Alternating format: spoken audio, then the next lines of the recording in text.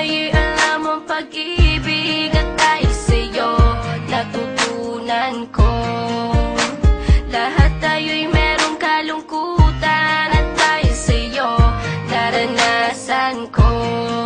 Ikaw yung una pero huli na nang yan sabihin na wala na talaga akong pag-asa sa iyo. Kahit lumuha pa ako, salamat sa pananakit mo. Salamat at sinaktan mo ako. Dahil ako'y babangon at ipapakita ko na kaya ko kahit wala ka na sa piling ko. Salamat at sinaktan mo ako.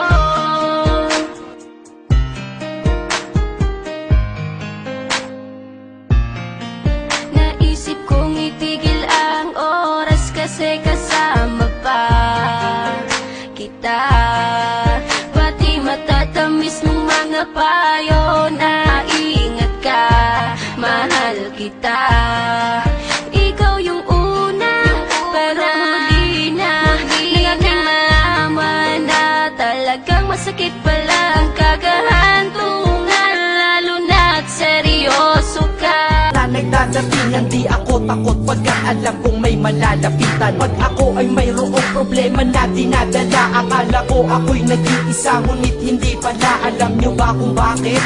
Kasi andyan sila, handa na iabot ang tulong nagmula sa kanila. Walang reklamo at walang hinihingi na kapalit, kaya di lang kaibigan turing ko kundi sang malapit na kapatid. Sila'y kinikilala kong ikalawa na pamilya. Wag ko daw isiping mag-isa ka pa, dahil sila'y aking sandalan, di ako pinabayaan. Damahin ko kalungkutan, di nila pinapayagan. Kung wala kayong lahat kaibigan ko, marahil wala na rin ako, ngunit nandito pa ako dahil kayo ang dahilan kung bakit di ako sumuko sa mga bagay na kung ba't ang luha ko'y tumulo. Ito ang mensahe ko upang aking ipahatid sa mga tropa, kaibigan, kapangkat at kapatid. Pasasalamat kong kay tagal ko nang gustong sabihin. Ang puso ko ang gumawa nitong aking awitin. Para sa inyong lahat ito ang tanging paraan, sa mga taong para sa akin ay palaging nandyan. At di kayo nawawala at di ako tinalikuran. Yan ang dahilan kung bakit hindi ko kinalimutan ang aking pinagmulan. Pakikisama nangunguna pag nakita ka ng tropa, sasabihin shot ka muna. Pag nabadrip sa pamilya, lalabas ka lang ng bahay, lakad lang ng konti, andyan sila at merong tagay na inyong pagsasaluhan at inyong pinapaikot. Simpleng tulong yan nilang unti-unting pinapalimot ang problema mong pasan-pasan sa mga pangyayari sa tahanan o sa pera o kahit pa sa babae. Kahit sa gulo o away, tila ba mga sundalo, di pwedeng maiwan ang isa, manalo o matalo. Ganyan ang kaibigan ko, mas kilala bilang barkada. Kung ako'y mamamatay na bukas, ako'y handa na. At kung may ikalawang mundo o